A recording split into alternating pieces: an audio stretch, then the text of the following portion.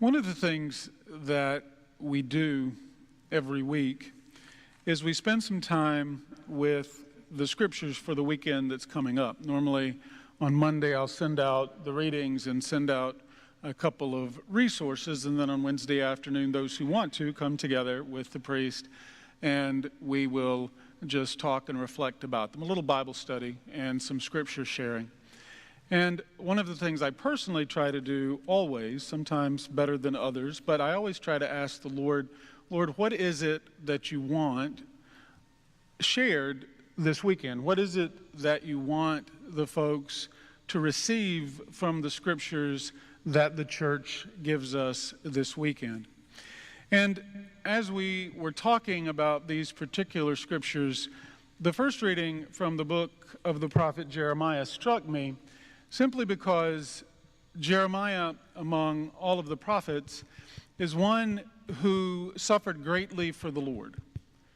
And yet, when we hear this particular passage this weekend, the first words remind Jeremiah that he was known before he was formed in the womb.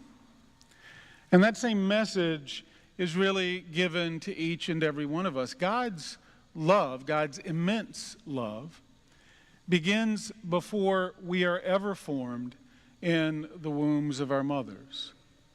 And it's a love that is expressed most fully in St. Paul's letter, which we hear in the second reading, because he describes love. I often call it the wedding reading because brides tend to like it because it talks about love, and that's nice. But when you understand the love that he's talking about, it's the love that can only be understood from the lens of the cross, from the crucifix, right? That is the epitome of God's love for us. God knows every hair on our head. He knows everything about us. And he loves us and desires for us only what is good.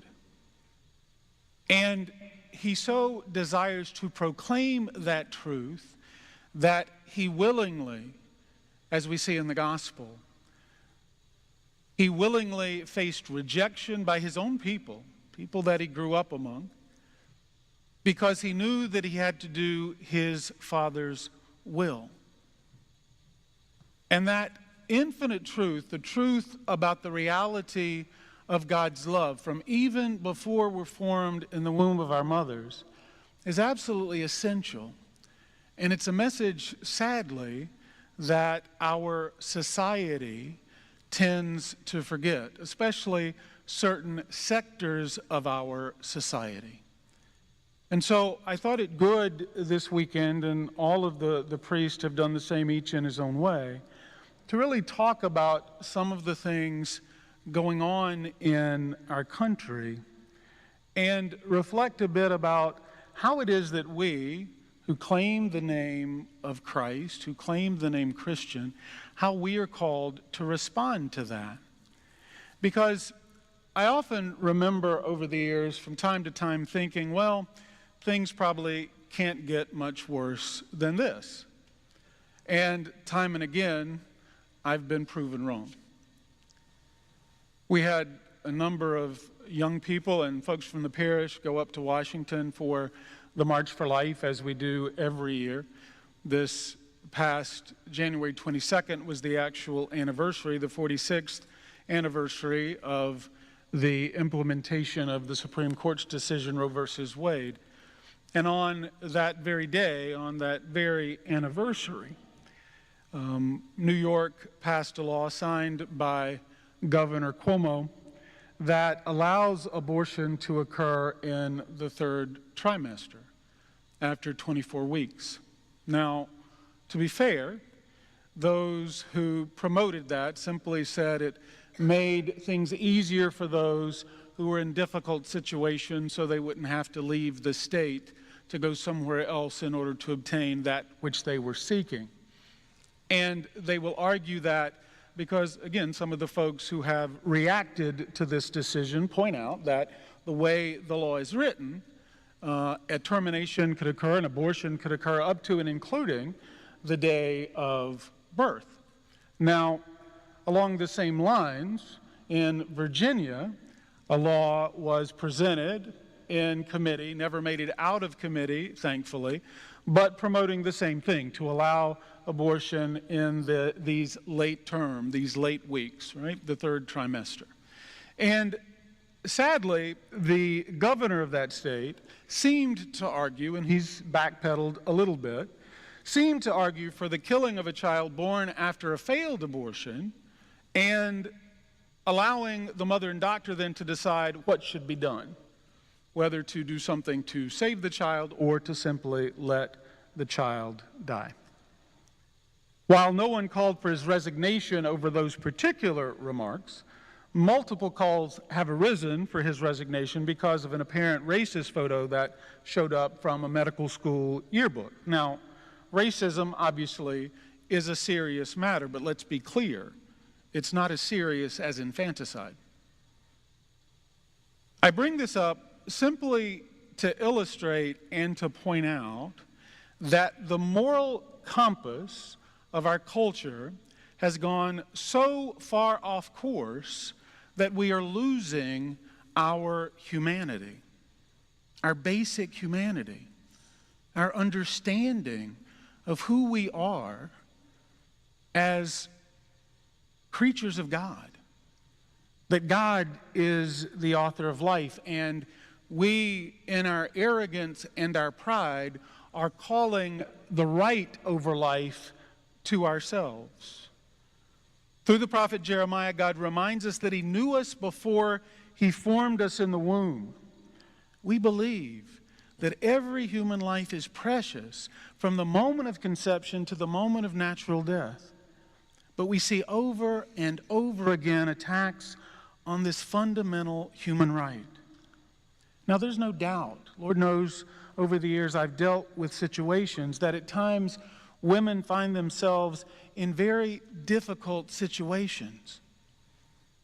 But I have yet to find a situation where the best solution would be killing the unborn child. And I've seen a lot of situations. I've also seen the ramifications of that decision, which of course the promoters of abortion never talk about, because talking about the after effects and the terrible effects it has in the lives of the women and even the men who experience it, well, that doesn't make money. And abortion's a big business. I think Pope Francis summarized it well a few months ago. He said, quote, "How can an action that ends an innocent and defenseless life in its blossoming stage be therapeutic, civilized, or simply humane? I ask you, is it right to do away with a human life in order to solve a problem?" And he goes on to say it's not right to do away with a human being, however small, in order to solve a problem. It's no different than hiring a hitman to solve a problem. We teach and we believe that God is love. And his love is a love that flows out to create new life. Every life that God creates is precious because he has a plan for each and every one of us. Even if that child's life is only for one brief moment, that life matters. And I've seen so many times over the years when parents realizing that their child may not have a very long time to live after birth, and yet they, rather than listening to the medical professionals, seek to give that child the chance to live, even if it's brief, and that brief time has a tremendous positive impact in their lives. I've also seen time and again when doctors say, well, this child has this anomaly or that anomaly, and you should dispose of it, and parents refusing to do that, and a child perfectly healthy being born. So again, there are so many situations that we so easily, societally, culturally, want to wipe away without recognizing that we are not God. We are not the author of life. We do not and should not presume to ourselves to have authority over life, because that belongs to God. In college, my weekend job was to serve as a relief manager at a group home for men with Down syndrome. Now, I received a great many blessings from that experience. In particular, it was easy among those men to experience unconditional love, intense joy, and an overwhelming sense of the childlike faith that Jesus talks about in the gospel. As an aside, and as an amusing side, it also taught me the value of all-you-can-eat buffets. Because on a trip to the beach, I took the whole crew to a seafood buffet. Let's just say that the restaurant lost money on that day because those boys love to eat, right? Sadly, though, there are active attempts to delete those with Down syndrome from the human population. Because they have a genetic abnormality, they are not considered worthy of life. This is already taking place in many so-called enlightened countries around the world, especially in Northern Europe. I share all of this not only because it's troubling, but because it's the world in which we're living.